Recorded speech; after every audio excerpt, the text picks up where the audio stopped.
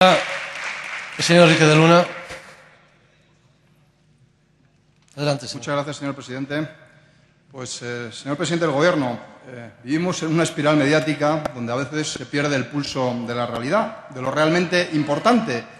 Vivimos en un mundo donde lo accesorio se convierte en principal y lo principal se convierte en accesorio. Y, señorías, lo verdaderamente importante en estos tiempos para hacer frente a esta tremenda crisis económica, todavía de duración y efectos impredecibles, es que todos, comunidades autónomas, ayuntamientos y Estado, cumplamos nuestros compromisos para ayudar al Gobierno de España a salir de la crisis. Ese es el mejor servicio que podemos hacer a nuestra nación.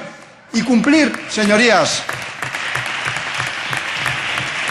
el objetivo de déficit que nos ha marcado el Gobierno de la nación tiene que ser nuestro principal compromiso para que todas las administraciones y, desde luego, las comunidades autónomas, que hoy somos responsables nada más y nada menos que del 50% del gasto público, de algunos servicios esenciales tan importantes como la sanidad, la educación, los servicios sociales o el transporte público. No nos engañemos, si no mantenemos el déficit bajo control, ni habrá estabilidad presupuestaria, ni recuperaremos la confianza ni la credibilidad en la economía.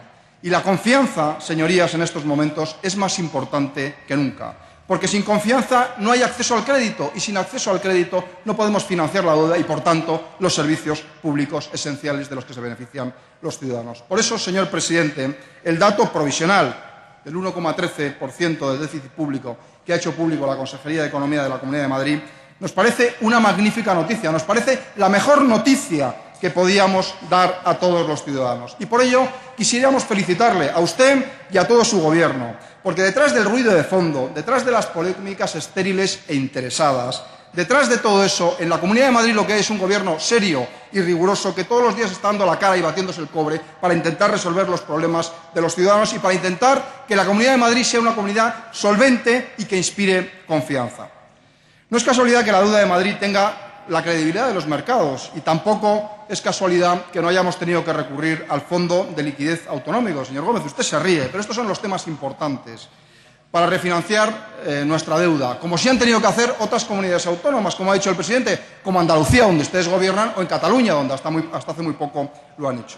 Por eso, señorías, resulta sorprendente no haber escuchado ni un solo comentario de la oposición valorando el dato del cumplimiento del objetivo de déficit en la Comunidad de Madrid. Señorías, nos parece algo sorprendente. Yo creo, señorías, que si ustedes, en vez de dedicarse solo a la crítica destructiva, cuando no a la mentira y a la descalificación y a la insidia, como ha hecho el señor Gómez esta tarde o el señor Iglesias esta mañana, que es una vergüenza, se lo he dicho muchas veces, si tienen ustedes prueba de algún delito, a los tribunales, y si no, no ensucien más la vida política. Que es una vergüenza que sin pruebas se dediquen a hacer semejantes acusaciones. Perdone, aquí los únicos condenados por financiación ilegal ha sido el Partido Socialista, señor Quintana. Así que los sobres se los mete usted en el bolsillo y no los enseñe. Y aquí el señor Gómez es el único político inhabilitado por el Tribunal de Cuentas y por los tribunales de justicia porque ha dejado su municipio arruinado y los sobres metidos en los cajones. Señor Enrique de Luna, vaya terminando, por favor. Metidas en los cajones. Así que no ensucien la política y hagan oposición leal y constructiva, que es lo que los ciudadanos que nos escuchan esperan de todos nosotros. Muchas gracias. Muchas gracias, señor.